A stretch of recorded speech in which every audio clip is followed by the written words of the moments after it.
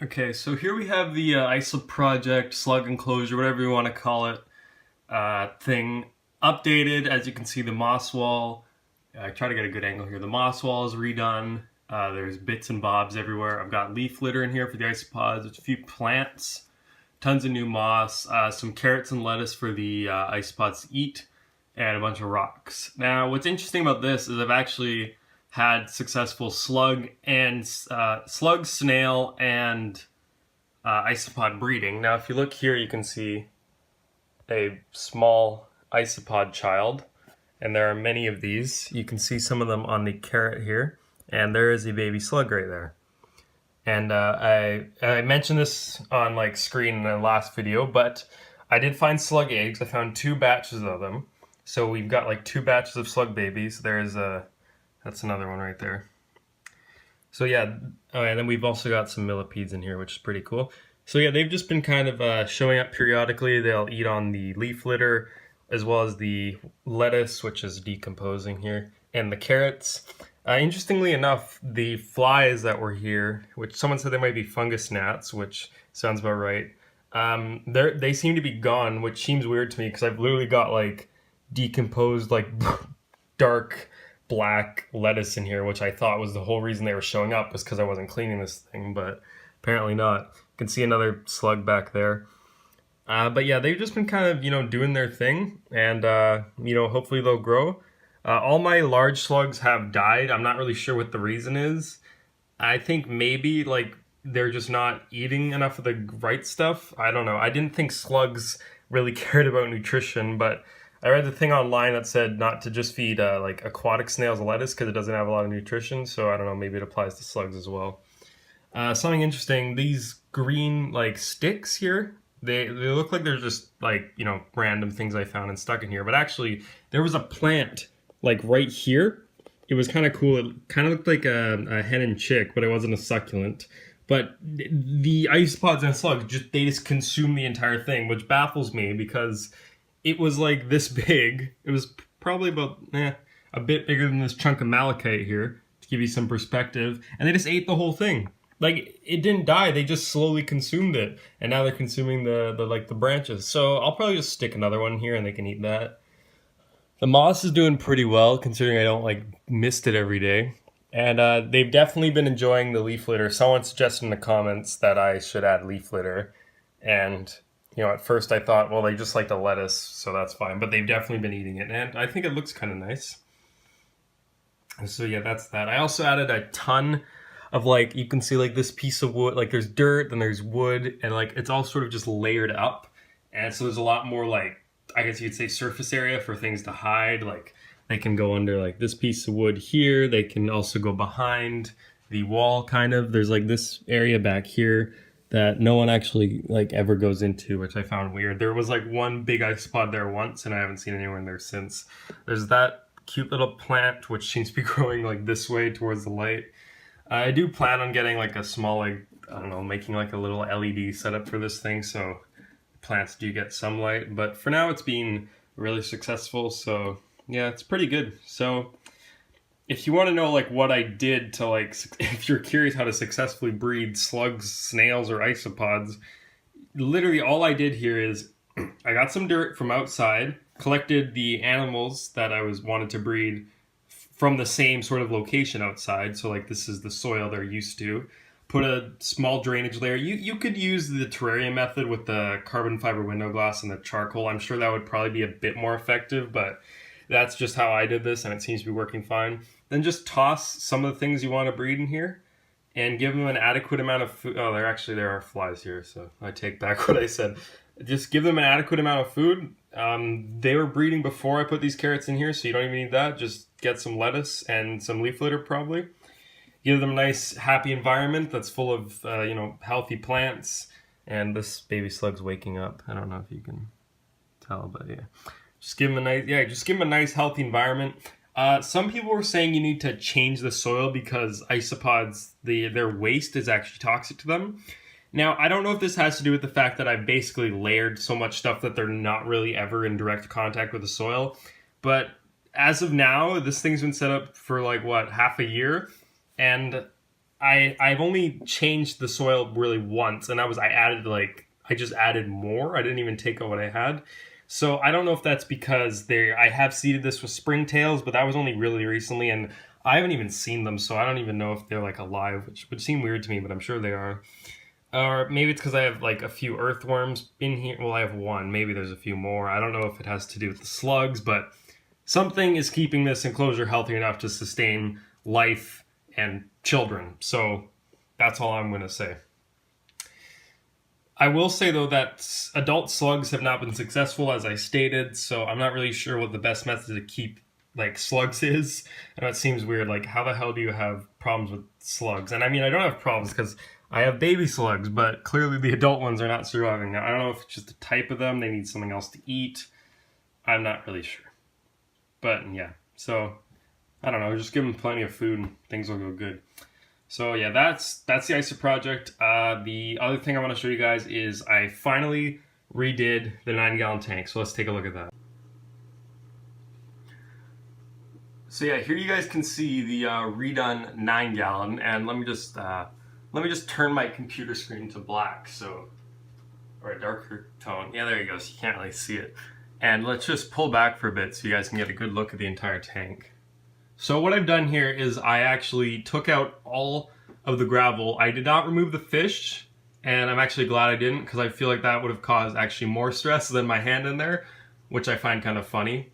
But yeah, they weren't actually that stressed. My sort of trick to it is whenever the fish seem stressed, like when they cory, especially those baby cories, or they're not babies, but they're smaller cories, when they would be breathing at the surface like really rapidly, that's when I would stop and I'd take like a 20-minute break. They'd calm back down, I'd get back into it.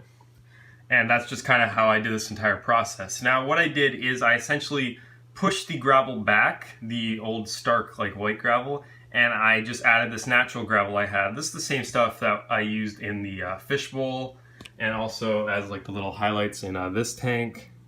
As you can see there, these fish are doing pretty good. I'm gonna get some more soon probably. But back to this. Yeah, so what I did is I removed as much as I could, and then when I was getting to a point where like I couldn't really scoop it anymore, what I did is I just sort of pushed it towards the middle, and then I started layering this new natural gravel around it. Now, in some places you can see, like over here, you can still see some of the white, but it's not super like obvious, especially from the front, so it's not a big deal, and I personally don't care.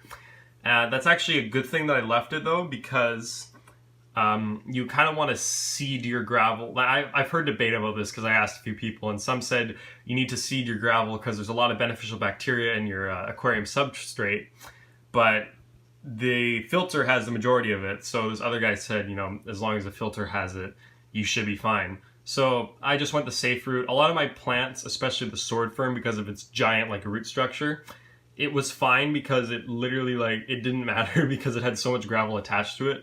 Also with the Java ferns, because you know they're supposed to grow on driftwood, so they kind of like grow vertical. Like this was one plant, it's just grown outwards, and you can see like the bits of white stuck to it where it was growing off of.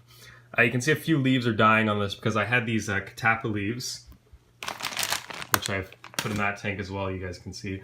I had those, they were floating on top, and it made this cool effect, but I realized it probably wasn't the best for these plants because these plants, especially in this tank, are really like they're acclimated to a lot of light. You know, I usually give them a lot of light, so I didn't want to like, you know, no longer give them a lot of light. But I do have those leaves in there. You can see currently they're kind of situated on top of the sword fern, and one's floating. I need to push them down. The reason they're not down all the way is I was trying to do it with this pair of tweezers I had, but my fish kept freaking out. So what I'm probably going to do is just in a few days, not today, maybe tomorrow. I'm feeling a little sick. I don't want to introduce like stuff into the water, even though I don't think it would matter. But I'll push the leaves down because right now, if they sink, you know, they just float on top. But I want to push them under so they're all along like the gravel bed down here. But yeah, that's pretty much the tank. The plants are all the same. That plant, you know, the one like the hairy kind of one, it's dead. I don't even know why I still have it there. But yeah, that's the tank. You can see my crypt is doing pretty well. It's actually starting to turn red on the bottom there, which is quite interesting. I'm not really sure what that's about. That one had a huge root structure. I actually had to cut it because it was so long that I wasn't able to replant it. but it seems to be doing all right. The Java ferns are all doing all right, except, you know, this one's had a few leaf die off. It's probably because of like the transition and the darkness for a while, but hopefully that plant does okay. I'm thinking of splitting up the Java fern and sort of scattering it around the tank to give it a more like jungly, like overgrown feel, more like that one. But we'll see about that. I also switched, this one used to be in the back and that one used to be in the front, but I switched them and they seem to be doing all right. A lot of the pond snails, I think, were scooped out during the process, which I think is a good thing.